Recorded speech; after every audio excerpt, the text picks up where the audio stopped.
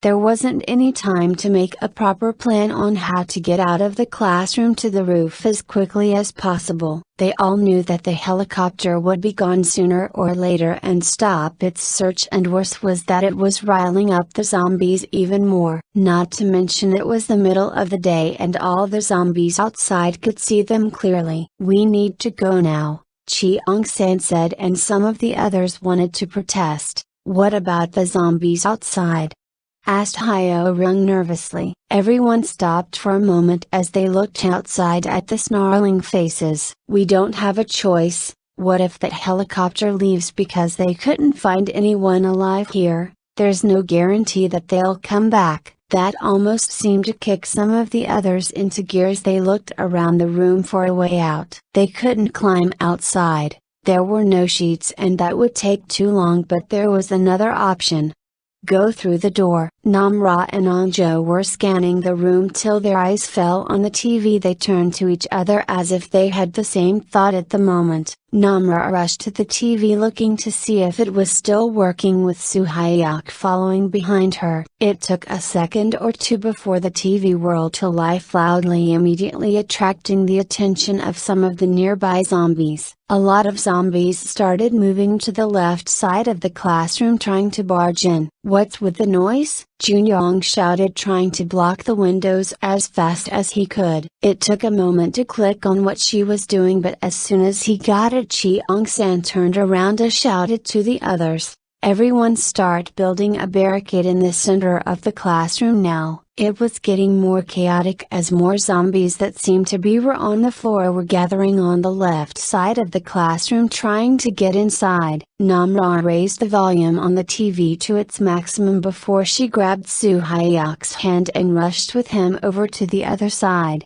"Why are we building a barricade?" Daisuke asked, wanting to know how he could be useful, and Cheong-san turned to him and the other with a fearful yet determined glare. "We are going to let them in." Cheong-san could see the fearful looks on their faces, but there was no time for this. "We are going to let them in on the other side of the classroom, and when a lot of them are inside, we use the other door to escape and rush to the roof as fast as we can." The plan was simple. Well, that's how it appeared. He just hoped they didn't lose anyone during it. "IT's going to get here soon, so move IT now," Namra shouted, almost kicking everyone into gear as they rushed to build the barricade. Na-Yeon was doing her best to helpful, handing chairs and other things she could lift with her small frame to their others. She was shaking like a leaf. This was it. They were going to step outside, to the roof, but it was still outside. The dreams she had of her being eaten as soon as she left the room were flashing in her head, and she didn't realize she had stopped moving, frozen, breathing heavily and shaking till she felt arms wrapped around her. The whisper of sweet nothing was something she didn't know she needed at the moment. "It's going to be okay, Na-Yeon. I'll keep you safe, okay?" Cheong-san whispered into her ear as he held her tightly, stroking her back and muttering more reassuring words. "I know it's scary, but I need you, okay? I need you to watch out for me and the others, okay?" She nodded into his shoulder as she held him tightly in an attempt to ground herself, and it seemed to work. Na-Yeon knew she needed to do this. She could put on a brave face for the moment till whatever the result of this was over. When they made it to the roof, salvation was so close. "So stay close to me," Cheong-san said, pulling back and placing a kiss on her forehead. He gave her a small nod as he turned back to help build the barricade. She took a deep breath before she too went back to helping as best as she could. It took way less time than they thought for them to build the barrier, especially with some of the others constantly asking Namra if the helicopter was still in the area. "Now someone needs to open the door," Soo-hyuk said, looking at the others, but he knew he was already going to volunteer. "I'll do it." That surprised especially as it was Namra. What? Why? He was going to let her do this. It made sense for him to do it. He was the most athletic out of all of them, plus he would be keeping them safe. "I don't think the zombies will attack me." That seemed to surprise everyone. "What makes you even sure that?" But Soo-hyuk was cut off by her glare. I tested it out last night when I went to the window. And it worked. I guess it makes sense since I'm part zombie now. She could tell Soo-hyuk wanted to argue more on it, but there was no time. We don't have time. Our best hope, she said as she jumped over the barricade to the other side. Soo-hyuk tried to follow her, but the rest of the group held him back as he just watched on helplessly as she approached the door. Namra reached the door and spared a glance back. She hoped the theory was right, because if she was wrong, she didn't want to think about that. She unlocked the door and swung it open, and the zombies brushed past her with terrifying speed to the corner with the TV, and some of them noticed the humans and rushed towards them. Namra could see some faces of students she recognized rushing past her and some teachers. Now they were all disfigured and bloody. The other held the barricade as the zombies pushed on it, with some of the group climbing on top and hitting down the strays that tried to climb over. Namra looked outside to make sure they had as many as they could, even attracting some by making noise. Within moments the room was packed. She could hear the groaning of her friends and the furniture as they held back the horde. "That's it now!"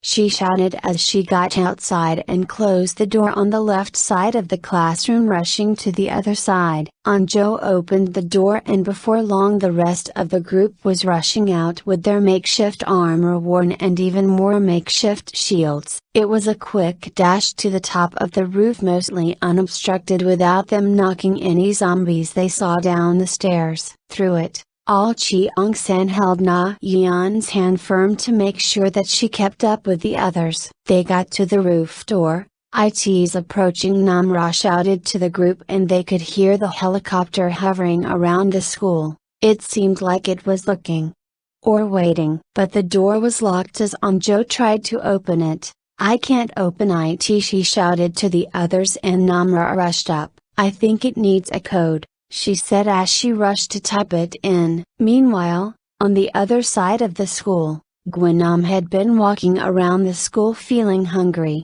but whatever food he food didn't seem to sate his hunger, until he heard zombies rushing and then the loud sound of static in his ears. They were people. Was Cheong-san and his little group of bissers still alive, he thought with a snarl as he rushed to the floor. Reaching the floor, he was led by the sound to a classroom that was packed with zombies mindlessly beating on a barrier, and some distracted by the TV. He knew that those little pests were still alive, and now he also wanted to kill the one that had thrown him out of the building. He grabbed a chair and flung it at the TV, destroying it as the zombies seemed confused for a moment. "Idiots!" he screamed out as he broke a table and grabbed a metal leg from it as he headed outside, banging on the sides of the hallway and classroom, breaking windows as he did. He could smell them. They were close, and as he got to the stairwell he knew where they were. "Got you," he said with a smile on his face as he led the zombies up the stairs and headed for the roof. "We need to get it open now," Cheong-san said as Dae-soo and Soo-hyuk were trying to open the door. "We opened it, but it seems to be blocked," Namra said as they kept on charging it, only moving if for a moment. Now they didn't need Namra's super hearing, as the Cooper was now hovering right about the school and seemed to have stopped. "Did they see us?" everyone thought hopefully. "Are they coming for us?" "Oh, there you are!" they heard a voice say, and turned to see a bloody-looking Gwynam. Soo-hyuk couldn't believe it, because he had thrown this guy out of the building near the upper floors. How was he alive? Judging by the self-satisfied grin on his face, he was taking pleasure in the shocked looks. "And I brought some friends." As soon as he said that, some zombies rushed up the stairs from behind him and tried attacking the group. Cheong-san held up the shields with Jang Woo-jin and Jun-young. Moments later, Dae-soo came down to support them with his large frame. "I am going to let them eat all your little friends. But you are mine," Gwynam shouted, and deep down he could feel that hunger growing inside him. The closer he got to the group, he started swinging his metal pole and they swung back. He could feel his hunger grow, and his eyes stopped when he looked at Na-Yeon, that pretentious little rich bitch. His grin grew wilder as he pointed at her. "You are going to be a nice little snack," he said with a terrifying smile that seemed to freeze her form. "I'm hungry," Gwenom shouted as he made for a leap over the horde of zombies.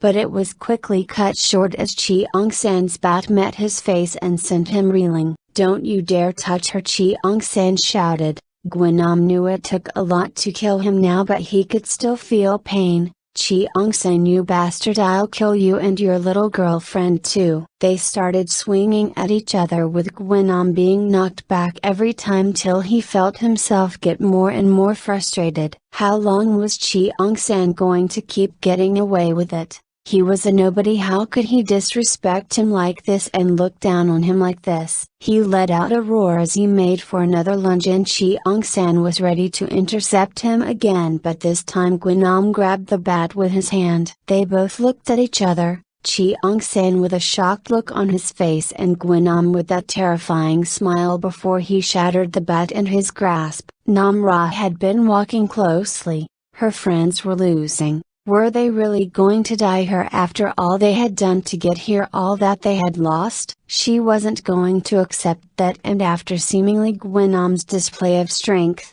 she reached deep down for her own and jumped. Gwenom was reaching out for Cheong-san. The little nobody was going to finally meet his end, and he was going to take his eye. He felt it more than headed as his head was slammed in the wall, creating a visible crater. All of the group of survivors were shocked as they saw Namra punch him into the wall and then, as if he weighed nothing, booted him down towards the zombies, creating space. With a swiftness that seemed superhuman, she chucked him again down the stairs and killed some of the zombies single-handed. She walked up the stairs as the group gave her a wide berth. Namra walked up to the door and with one well-planted kick sent the door wide open. The others could hear some of the zombies getting back up, the ones she hadn't destroyed, and they rushed out to the roof. But as they reached it and looked up, they could see the helicopter leaving. "Come back, we're right here, please come back," some of the group screamed, but they knew it was futile as the helicopter kept going. Namra secured the doors and turned to the rest of the group on the roof.